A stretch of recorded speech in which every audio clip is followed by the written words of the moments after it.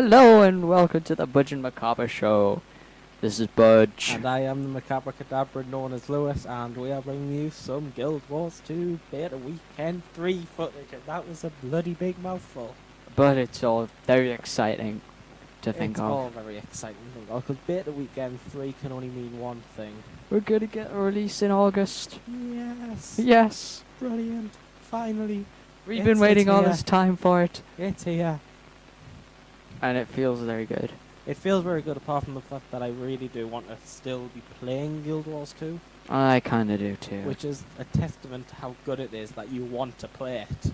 Oh yeah. Just always. And it was still in beta and I still just wanted to play it. And play it more. So, what did you do this weekend, Lewis? What did I do this weekend? I sat and played Guild Wars 2 for a very long time. Ah, but what did you do? What did I do? I did, well, everything bar the dungeon. I was playing an Asura Guardian. I did a lot of PvE. I did some structured PvP. I did some World v World PvP. Which was epic. It was insane. The only thing I didn't get to do was dungeons, and that's because I didn't get to the required level to do it. But to be honest, it's okay, because we made up for it with PvP. We made up for it with just sheer amount of footage I've now got. We're boarding around about 6 hours, I believe. Yeah, we can probably expect us to try and upload all of that. It will be uploaded. Or at least half of it. It might still be getting uploaded by the time the release comes around, because it's a lot of footage to get up. Yeah. But we'll try our best to get it all up for you to watch. Yes, it is quite amusing, a lot of it. And it also comes with a bit of like vocal like live comms while we're just muttering to each other. We do record our sessions, but we've muted it for now so you can actually hear our gorgeous voices talking over this gorgeous game. Plus you don't want to hear me randomly singing for no reason. Or me randomly shouting. Yes, that's probably a good thing to point out. All videos with the live come in. Probably are, you know, watch out for bad language, because I have a tendency to swear a lot. Well, come on, it's YouTube. Yes, it's YouTube. That's a good point. I mean, it's not like they're going to slap a parental advisory on us. You never know. So, you played the Asura Guardian. The Asura? Asura. Yes, I did play the Asura Guardian. I always said I would. And you know what? I didn't use the hammer that much. I'm actually surprised. You were saying I actually really want to play Asura just to send people flying with a hammer. I did very early. That's all I was doing. I take it the novelty wore off a little bit. No, I just found the great sword and, well, not even that. I was tending to switch between a great sword and a sword and shield, and having a staff in the other hand and the other weapon slot, so I actually had a bit more weapon choice. So I had a range weapon as well. So I did tend to just stick with, like, I think eventually I just go to sword and shield and staff, and I just stay with sword and shield and staff. And it worked quite well. What did you do? I played the Sylvari, which was quite an interesting trippy experience at some points, like living in this very tranquil foresty place. It's all very colourful and shiny. Tree. And you're pretty much a walking tree, so... Yes, what's not to like? You're a walking tree. Everything will go right. Yeah, it's quite nice being able to have like a healing plant, which you can plant. I think that's a very specific skill. Probably, yeah. I got to plant a little plant that would heal me, and then heal anybody standing next to it. Yeah, so apparently the Sylvari's skills do have a lot of healing side effects, but... you know, we don't know all the skills yet because they are still in beta and could be changed. I just decided to use that one for World v World, mainly because it healed me quite a bit when I cast it, and then it would heal people around us if they stood near it long enough. But because everybody's constantly moving in World v World, it didn't have that much use. Yeah, but... Right, I think considering we're talking about World v World... Let's move back on to actually what the video is showing, which is PvE footage. It's basically just showing you getting owned by a massive gloopy slime ball. This gloopy slime ball was the death of many of us. Yeah, I think there's not really that many of you that try and kill it. No, but it was a very difficult fight. I'm just sitting here hoping to God someone actually revives us, but no one does. They're too busy killing things. Yes.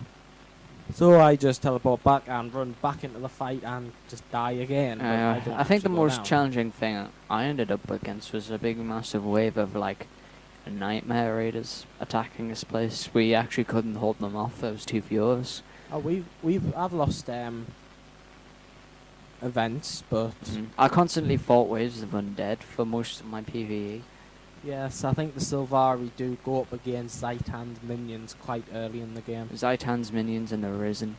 Yeah, Or unless they're the same thing. probably. I'm not really big on Guild Wars 2 lore. I'll have to like work up on it as a... You should. But yeah, Sylvari do fight Zaitan's minions very quickly, whereas a lot of the... Well, in fact, all the other races have their own sort of issues that they're dealing with. For example, the humans have the centaurs, the Norn have the Sons of Svanir, the Char have the Flame Legion, Something the like that. Asura have the Inquest, which are like exactly the same as a normal Asura, but a little bit less morals. They be bad, I saw it. They be bad Asura that do exactly the same thing. They just like the dissect the Sylvari to find out how they work type of people. Ooh. So yeah, They are mad scientists. yes, they are mad scientists. That's a good way to describe it. So yes, that's why the Sylvari sort of kill the Risen. We're now 7 minutes in. We haven't discussed absolutely anything of worth.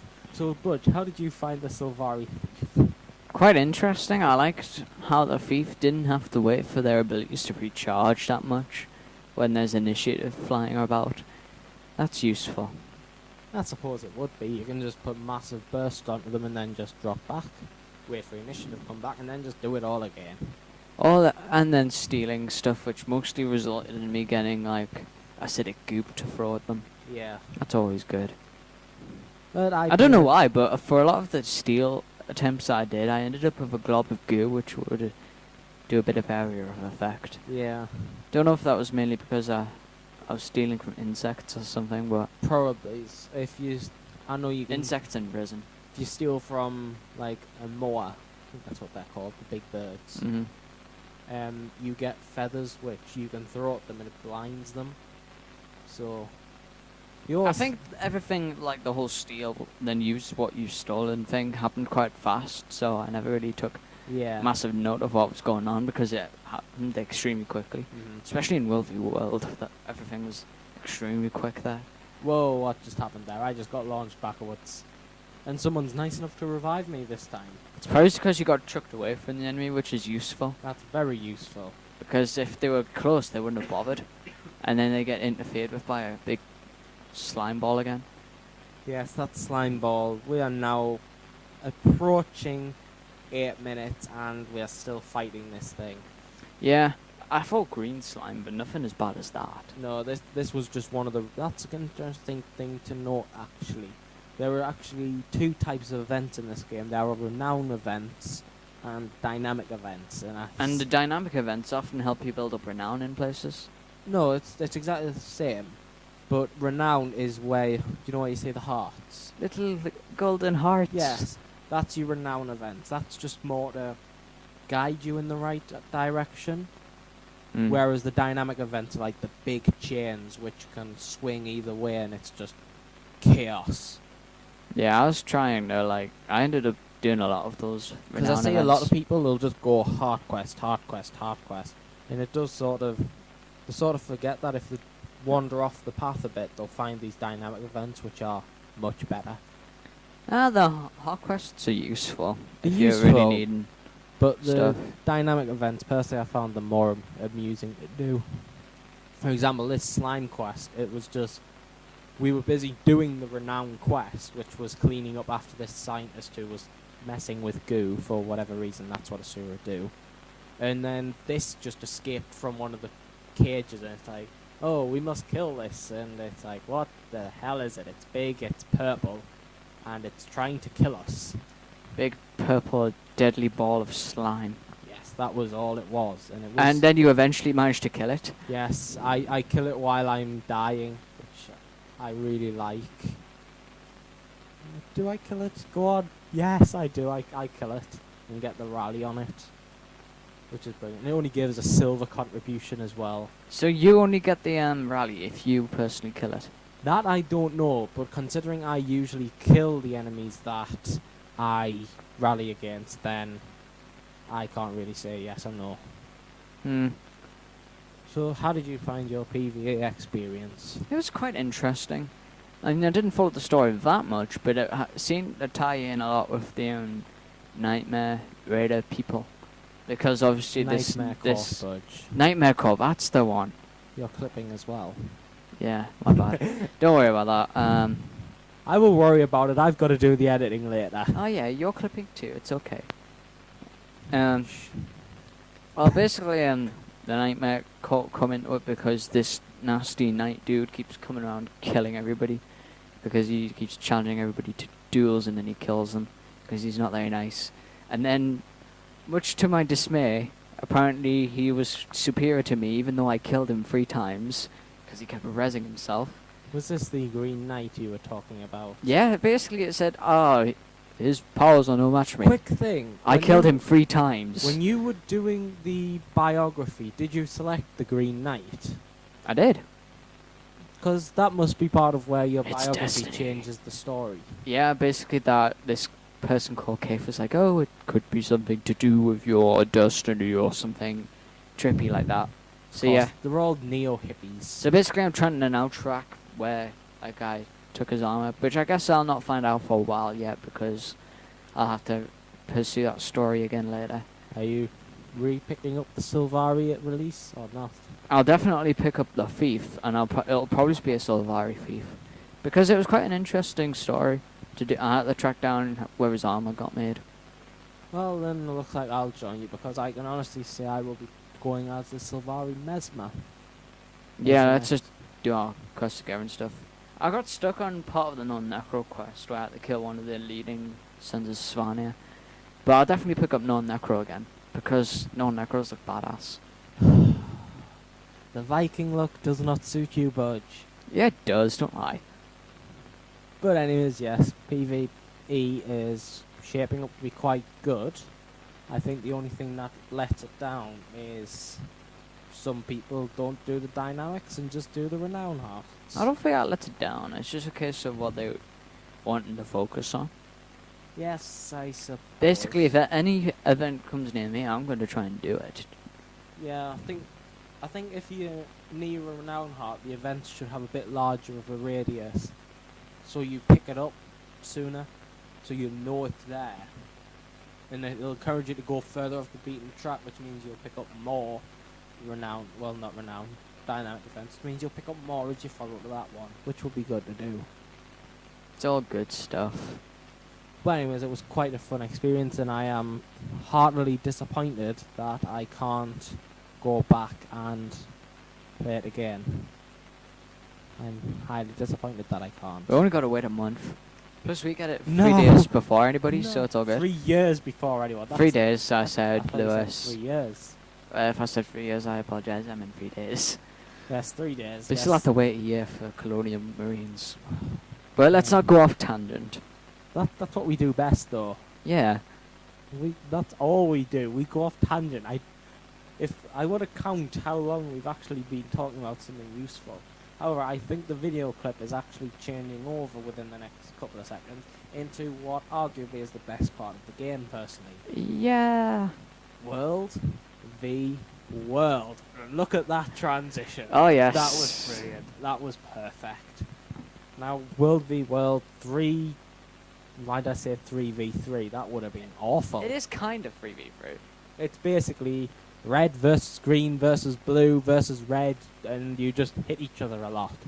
And we were going against Lakeside County, who were the Reddits, as they were known as. We called them within the game. Reddits because they were just irritating. And we were going up against Seafarer's Rest, Yep. which were the Blues, And they got owned. we were on Pick and Square server, which Pick and is Square. the unofficial but official role-playing server. So, Possibly the worst unofficial server I've Yes. heard of. but basically, I didn't really get into World v World till Sunday I think it was. So we'd already, I don't know who we were facing off against before, but Red were dominating when we first joined. In fact, they had the majority of the map, and they were like way ahead. They had most of our borderlands. We were last in place. Seafarer's Rest were beating us. It was atrocious. And then Pick and Square came back and hit them in the nuts. Yeah, we took all our borderlands. We started pushing them past the Eternal Battlegrounds, and then they tried to back up our borderlands again. Yes. Then eventually we just broke down communication. Yes, some of our leaders, I suppose you'd call them, who were sort of organised and everything, left. And then when anyone else tried to step up and do something, people were just going all over the place, doing nothing useful. We still managed to make a comeback, and I think we managed to overtake Seafarer's Rest, but to be honest, the Lakesiders were so far ahead. Yeah, we couldn't we did overtake beat them back. Seafarer's Rest, but Lakesiders were just too far ahead to win. So if you were on either of those two servers, you are now our mortal enemies, and we will hunt you down in game. Yes, we will. But anyways, I hope we get a chance to fight those two servers again soon. I hope we do. But if there's one thing I can give the Lakesiders, is that their rangers know how to press a person for a fight. Yep. This guy will not leave me alone. For about 5 minutes. For about 5 minutes he chases me just to eventually die at the end. Uh-huh. You got greedy, my dear friend. You got greedy. And you paid the price. Such a shame. I know, it was quite amusing to watch, actually. It was quite amusing. But anyways, World v World. Shall we discuss all the intricacies of World v World or not? Well, apart from the fact that it's amazing, and it's got a lot of tactical stuff to it, but I think you've got all your siege weapons you've got to build, which we found one outside a wall, doing absolutely nothing, but it was just there. I don't know why someone would even build it up, because you need to use supply to build the siege weapons. Each person can only carry 10 supply, and a list of the different supply costs should be appearing on the screen now if I remember to put it in. So if it's not there, just use your imagination. There's a big list in the middle of the screen. They're quite expensive, really. Not really. I mean, well, I think they could probably just do is they probably should put aside like a World v World currency you collect for doing stuff, and then that currency will be used to buy siege engines and stuff. Well, to be fair, if you loot, because you do get loot when you kill people, you actually get money. So you're building up money to use in World v World the same as you build up money to use in PvE. And I think it was around about 5 silver to pick up a batter and ram, which wasn't too bad. About 5 or 4 silver. Yeah, I think it was 4 silver, something bronze. But no bronze, I think it was just the 4 the silver. biggest trouble with getting them up was getting the right amount of siege supply to get it up. Because you'd always set up something and then you'd find out no one has any supply on them. So then it would get half built. They get half built and then it just gets zerged and destroyed, which is the nature of World v World. Basically, you've got to make sure you get massive groups of players from your server to zerg places. Yes, otherwise you're just going to get annihilated. There's not going to be very many occasions where it's going to be 1v1. No, but that's sort of the point of it. It's meant to be unfair. I think once the game actually settles down and we have actual 2-week-long games, which they should be doing, and you can watch my revenge on this guy finally, because we now zerg him and it's now 3v1. But I think once it settles down, for example, it might be Pick and Square and Seafarer's Rest joining up partially and attacking Lakesiders just to push them back, and then we turn on each other and kill each other. Yeah. So there's always going to be an element of maybe diplomacy between the three. Yeah, well that depends on if you have people with sense. Yeah. Because obviously there'll be people who are like, these people have been my friends, I'm going to stab them in the back now. Also, there's got to be good communication between the other people on your server. I know. One time we got told that one of the walls for the keep had been bashed down by the other team. Other than the Lakesiders. Turns out it wasn't, and we got zerged by a bunch of Lakesiders outside their keep. Our group got zerged because they ran in to the fight despite the fact that we sent 3 people ahead to scout it out, to check what was going on, and the group just sort of ran in and got themselves killed. Because there's a big keep in the middle, Stone Mist Castle, massive, and I think Lakeside has held it for the entire game. Mm-hmm. They managed to get it up, and they got like a ton of siege engines on it. Yeah, once They even got siege engines on the outside of it. I which know they set up a lot on the outside. basically, of the, they'd like blocked us in from that direction. but Mostly. we just eventually started. They were pushing us. We were trying to push back, but then Seafarers Rest were pushing us, rather than pushing the Lakesiders who held the majority of their territory. Mm-hmm. So I think Picken Square was like the little runt of a dog that was sitting there, but that had a really vicious bite. Until we pushed them. Because we were just getting hit and hit and hit constantly, but we were hitting them back. I think they had a pretty decent defense going on. We did until very late on the Sunday, I think it was, Mm-hmm. when communication broke down. We went back to our borderlands. Red and blue were taken over, and there were about 9 people just standing around in the keep going, "Hey, that's a cloud. I like clouds. Yay!" They were just doing nothing. They were doing nothing of use. It was almost like Team Fortress 2 on a bad day. Does Team Fortress 2 have good days? Well, it Well, depends. occasionally, I suppose you could say. If both of us are on a server and on the same team, it's a bad day for everybody else. Yes, so it is. But no, pretty much blue had entrenched themselves in the left side of our borderlands at the lower side. Red had entrenched themselves in the right-hand side of our borderlands on the bottom side. And there was just nothing. I tried to mount an organisation of them, but There they just wasn't did. enough people in our borderlands to defend them off. There was enough people. And They were just all running their own things. Like, you'd have one person trying to attack the keep, dying, then complaining that 7 people were joining them then after they died. It's like, well, wait. Stick in the group, one person will not make a difference in World v World. I think as servers become like older, people will develop strategies, and Yeah. the server will get organised.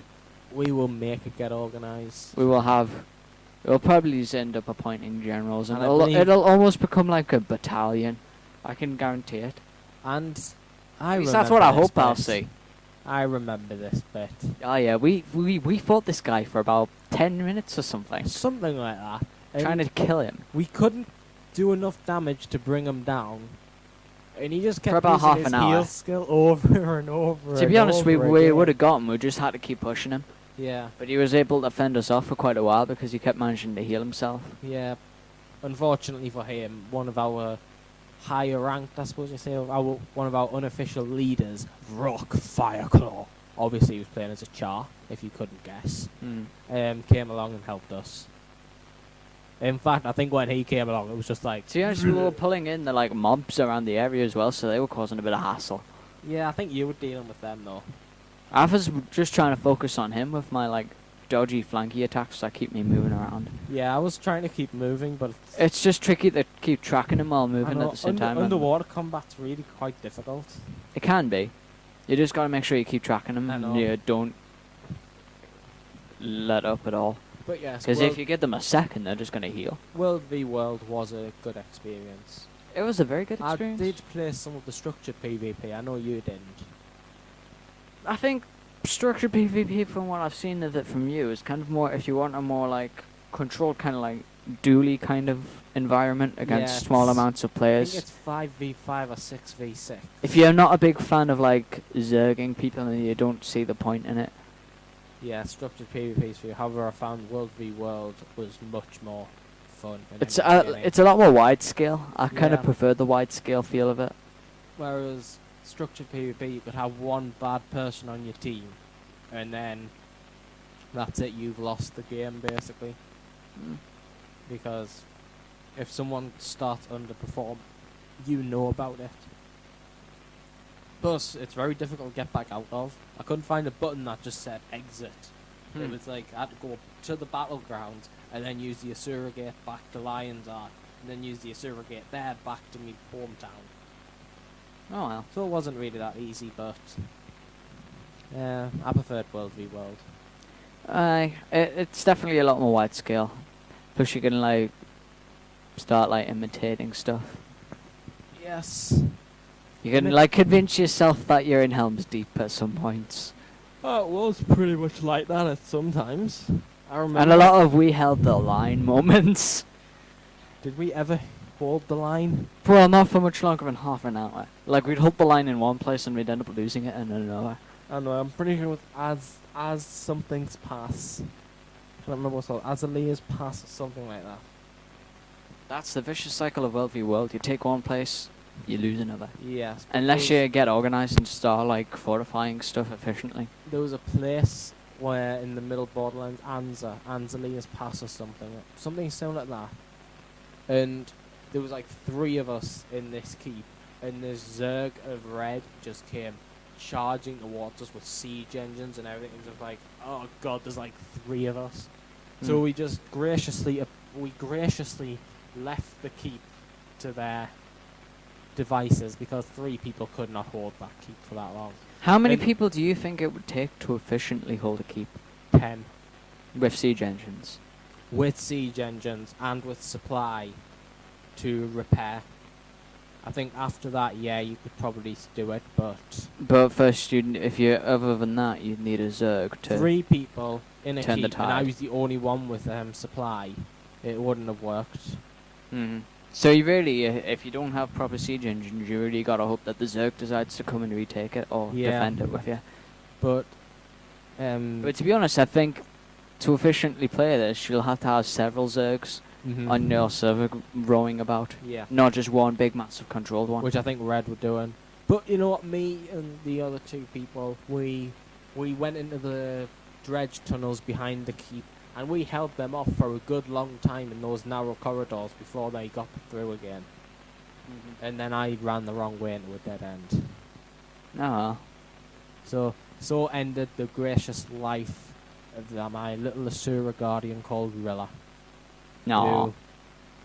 Who? But it's okay, because it costs nothing to respawn in World v World. True. Which is good, because otherwise it would cost a fortune. It was horrifying to watch her make the wrong choice, picking right instead of left, and just running to a dead end with all the red horde swarming in behind her.